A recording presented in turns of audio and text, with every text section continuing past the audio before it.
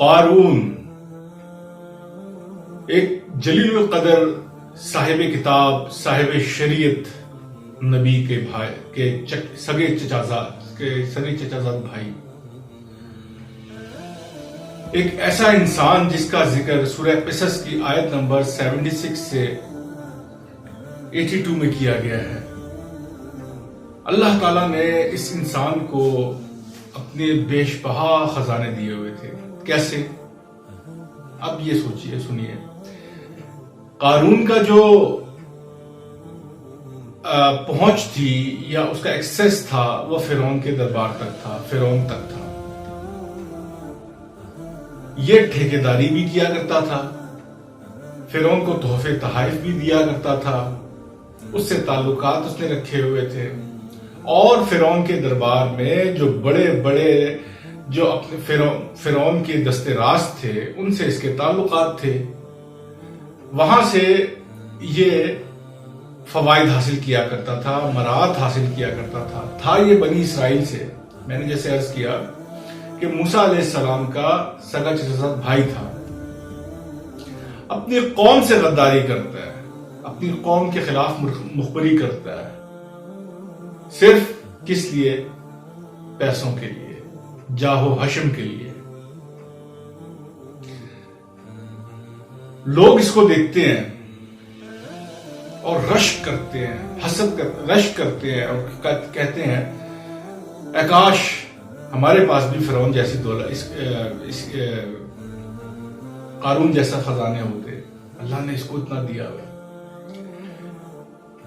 ایک یہ نیچرل سا فینومینا ہے کہ جب ہم کسی کو دیکھتے ہیں، کسی کے پاس جب دولت دیکھتے ہیں یا اس کی عمارت دیکھتے ہیں تو انسان متاثر ہوتا ہے، اور خاص طور پہ ہم جیسے جو گناہگار لوگ ہیں متاثر ہوتے ہیں۔ لیکن ہر دور میں اللہ تعالیٰ نے گناہگاروں کے ساتھ نیک لوگوں کو بھی رکھا ہے۔ تو جب فرعون اس کو قارون کو لوگ دیکھ کر اس طرح کہتے تھے کاش ہمارے پاس بھی ایسی دولت ہوتی، تو وہ ان کو یہ سمجھاتے، وہ نیک لوگ، کہ اس کی دولت پر مت جاؤ، اللہ تعالیٰ نے تمہیں اس سے بہت بہتر رکھا ہے۔ اور یہی ہوا اس کے ساتھ کہ اللہ تعالیٰ نے اس کو، یہ ایک دن نکلتا ہے اپنے لاؤ لشکر کے ساتھ اپنی عمارت اور شیخیاں بھگاتا ہوا۔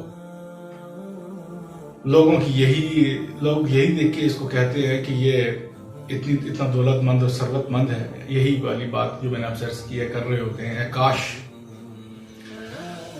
اگلے ہی دن اللہ تعالیٰ اس کو، اس کی دولت سمیت اس کے محل کو زمین میں دھسا دیتا ہے۔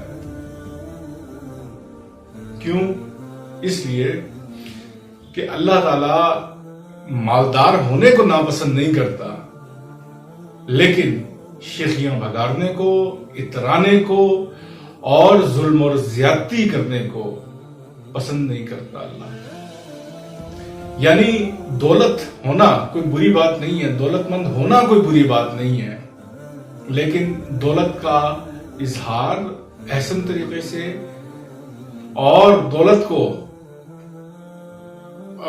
صحیح حقداروں تک اپنا اس کا استعمال کرنا، یعنی ہدایت نہ ہو اس کے ساتھ، دولت کے ساتھ اللہ تعالیٰ کی، تو وہ دولت جو ہے وہ وبال جان ہو سکتی ہے۔ قارون بنیادی طور پر ایک کیریکٹر کا نام ہے سورہ قصص میں، یعنی قصے کے نام سے، کہانی کے نام سے، داستان کے نام سے یہ جو سورت ہے اس میں قارون کے نام کا ذکر کیا گیا، اور یہ قارون ایک کیریکٹر ہے۔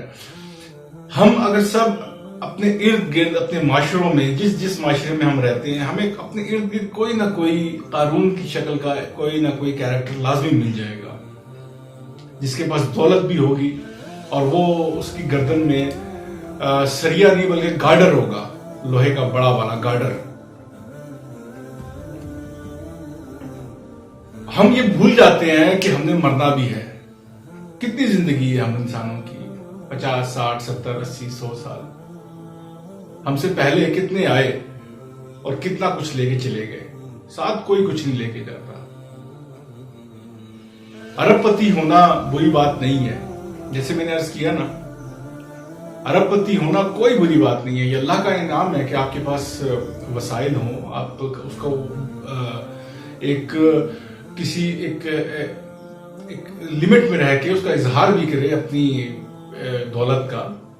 اللہ تعالیٰ نے آپ کو نوازا ہے تو آپ اس کا اظہار بھی کریں، اس کو خرچ بھی کریں، لیکن سینت کے رکھنا اور اس پہ اترانا اللہ کو سخت ناپسند ہے.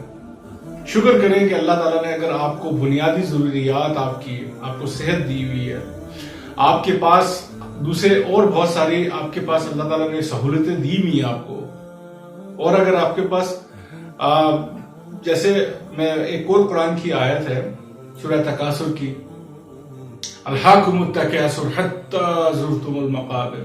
مال کی دولت میں تو مفہوم بیان کر رہا ہوں کہ اتنا اندھا کر دیا ہے مال کی دولت، مال کی ہوس نے تمہیں، لالچ نے، کہ تم قبروں تک جا پہنچے. انسان کا پیٹ تو قبر کی مٹی بھرے گی. انسان کے پاس اگر ایک سائیکل نہیں ہے، اس کے پاس موٹر سائیکل کی تمنا رکھتا ہے، موٹر سائیکل آ جاتا ہے گاڑی، اور پھر یہ ایک لامتناہی سلسلہ ہے. ہزاروں خواہش ہے ایسی کہ ہر خواہش پہ دم نکلے. ہمیں اپنے گریبانوں میں جھانکنا چاہیے. اللہ سے ہمیں اتنا ہی اللہ تعالیٰ ہمیں اتنا دے دے کہ ہمیں کسی کے سامنے ہاتھ نہ پھیلانا پڑے. بس ہم اپنی جو زندگی ہے اس کو بہتر طریقے سے، بنیادی ضروریات اپنی احسن طریقے سے اور باعزت طریقے سے ہم اس کو گزار سکیں. سفیشینٹ. کیا کرنا ہے؟ قبر میں لے کے جانی ہے. کتنے ہم سے پہلے آگے، کتنے آگے لے کے چلے گئے. تو یہ قارون کا جو کیریکٹر تھا، یہ اللہ تعالیٰ نے اس کو پڑھ کے، اگر آپ اس کو پڑھیں تو آپ کو دل سے پڑھیے گا اس کو، تو آپ کی روح کام جائے گی اور اللہ کا شکر ادا کریں گے کہ اللہ تیرا شکر ہے کہ تو نے ہمیں بہت سے بہتر رکھا ہے، اور ہمیں اتنا ہی اللہ دے کہ ہم جس کا حساب بھی دے سکے آسانی کے ساتھ، ورنہ جتنا ہوگا اس کا پھر حساب بھی دینا پڑے گا. وَمَن يَعْمَلْ مِثْقَالَ ذَرَّةٍ خَيْرًا يَرَهُ وَمَن يَعْمَلْ مِثْقَالَ ذَرَّةٍ شَرًّا يَرَهُ. میں کوئی اسکالر نہیں ہوں، مذہبی اسکالر نہیں ہوں، ایک طالب علم ہوں، لیکن جتنا سمجھ میں آتا ہے وہ میں نے آپ کے سامنے رکھ دیا ہے. اللہ تعالیٰ سے اس کی بھلائی اور خیر مانگیے. اللہ ہم سب کے حق میں بہتر کرے اور ہمارے حالات بہتر کرے. یہی تھی آج کی مختصر سی ویڈیو. کوئی سوال ہو تو پلیز پوچھیے گا، کوئی کمی بیشی ہو گئی ہو تو معذرت کا خواستگار ہوں، طلبگار ہوں. جیسے میں نے عرض کیا کہ میں کوئی اسکالر نہیں ہوں مذہبی، لیکن ایک اسٹوڈنٹ ہونے کے ناطے، ایک طالب علم ہونے کے ناطے آپ کے سامنے کچھ رکھا ہے. میں نے پڑھا تھا سورہ قصص میں اس واقعے کو، اس کی تفسیر کو، تو آپ سے میں نے شیئر کیا ہے. امید ہے پسند آئے گا. اگر پسند آئے تو لائک، شیئر اور سبسکرائب کیجیے گا، اور کوئی غلطی گستاخی ہوئی ہو تو اگنور کر دیجیے گا. معافی کا طلبگار ہوں. ملتے ہیں اگلی ویڈیو میں. السلام علیکم ورحمۃ اللہ وبرکاتہ.